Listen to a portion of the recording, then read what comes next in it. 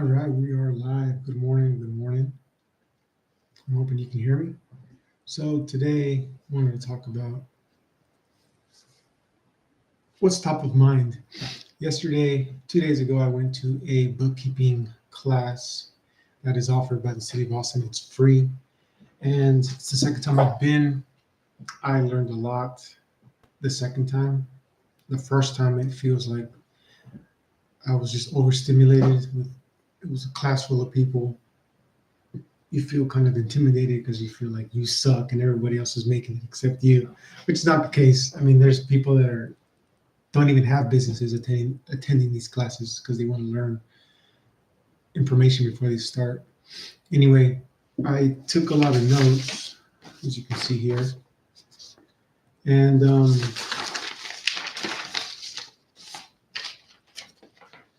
I'm just I took bits and pieces of what I thought was relevant to me in the moment, and now I'm organizing that information and now attaching a plan of action to it. For example, I'm not familiar with the financial statements that I received from my bookkeeper, balance sheet, P&L, cash flow statement. We've talked about it multiple times and I'm just not understanding it. So they mentioned that they offer a class that goes over that specifically, which is perfect. So now I need to go look and see when that class is offered, how much does it cost, this and that. So I'm gonna do that. Another thing is the bookkeeper there talked about the difference between a bookkeeper and a CPA or accountant, and which us normal people that aren't in that world, we think it's just all the same thing. It's one person does everything, and it's not the case. The example she gave was think about a nurse and a doctor. To the public, they might be the same. Well, not necessarily, but they're in the same room, but they have two completely separate responsibilities and things that they are responsible for. So same thing with an accountant and a bookkeeper. The same industry, but completely different responsibilities. So me, I have a business and I've had it for a few years now. I want to start looking at tax strategy. So I wouldn't necessarily talk to a bookkeeper about it. They're more just recording the day-to-day transactions and kind of giving you the information as they see it. An accountant is going to be more long-term thinking and planning.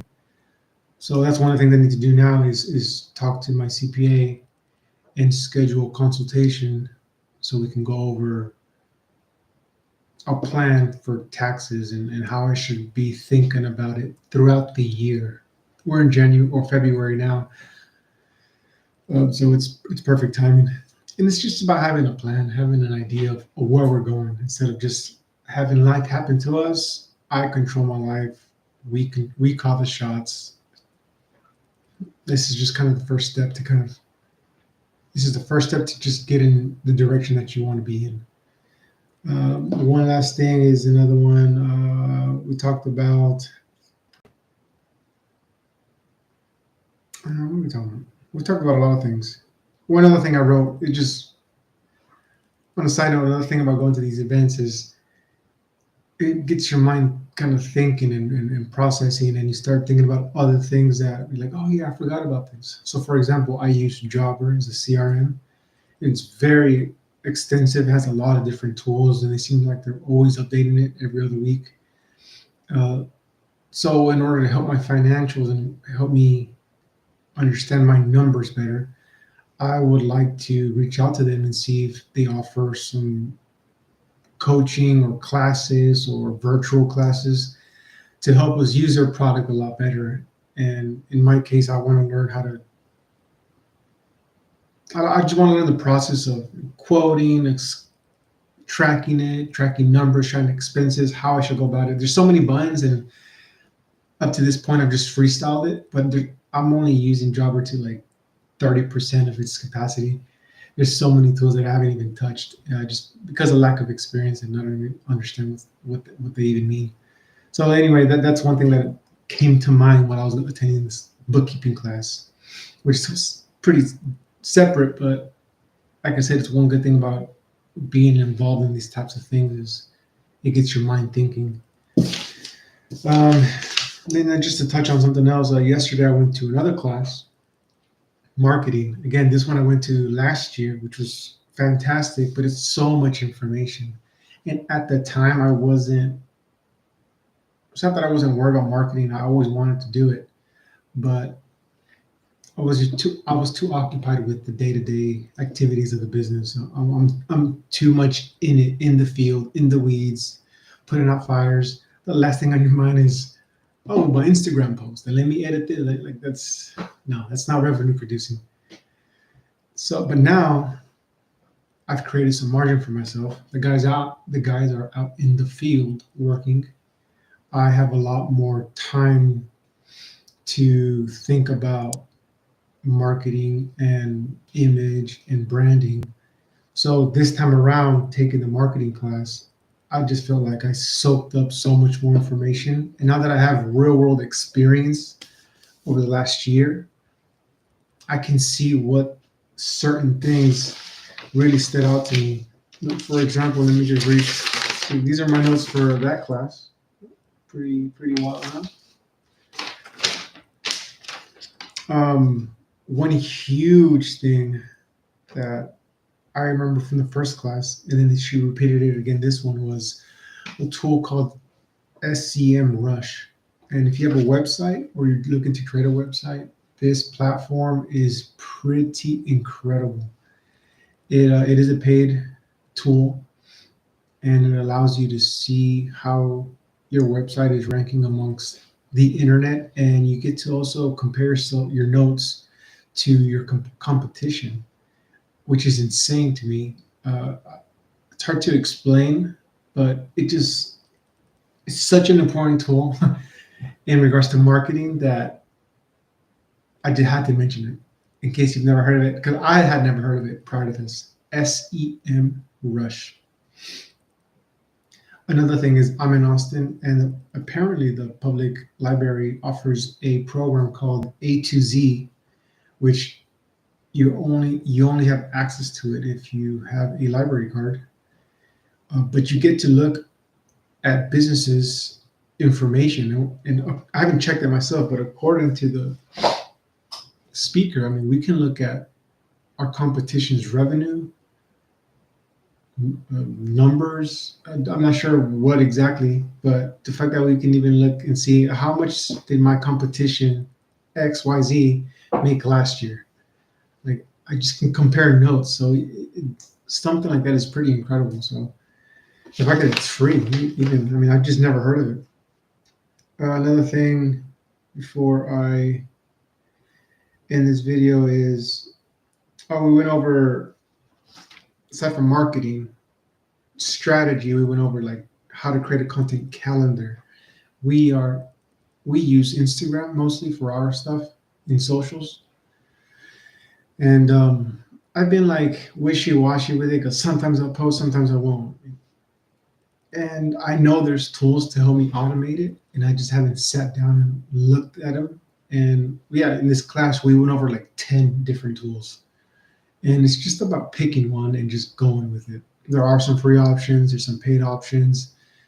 You know, everyone, I feel like a lot of people are weary about paid tools, but I'm like, bro, I mean, we're talking about like $20 a month, maybe.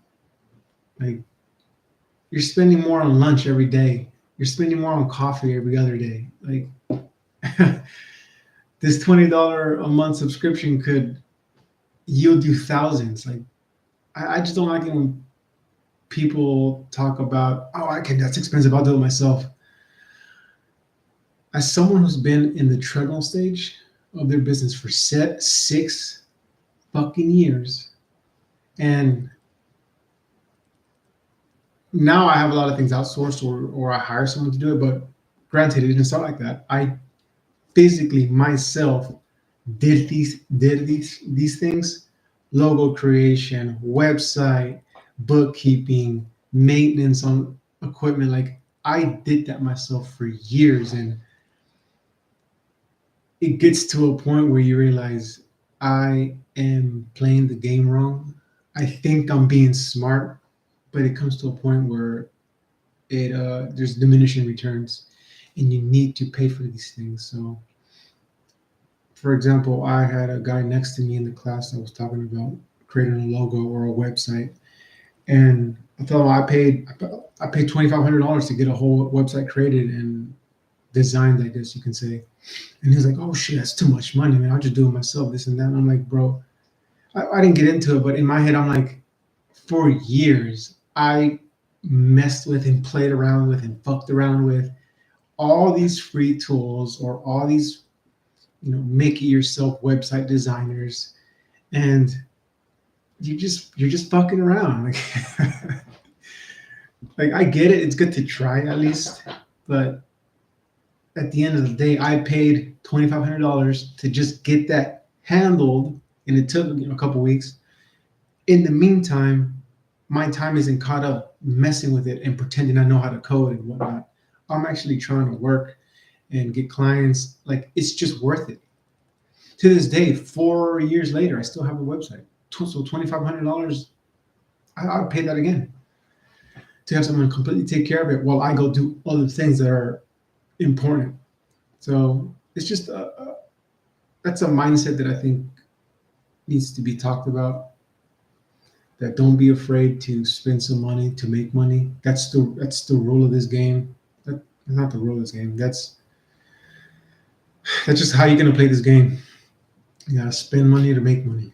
And I get it. Definitely try to do things yourself initially, but understand that there's nothing wrong with you outsourcing it once you can afford it. It just pisses me off when people say, "Oh, $20 a month, $30 a month, even $50 a month, or 100." I mean, bro, you spend 10 times that on fucking food, drinks, whatever. Um, a guy said he spent 30 grand doing maintenance on his trucks. And I'm like, bro, and you're complaining about a $500 logo design fee, like 30,000, like a logo that you can have for the rest of your life. Like it's just, I guess it's all relevant. I get it. It's just something that I think needs to be talked about, and it's just the reality of the game. So anyway, I'm just rambling. We'll see you tomorrow.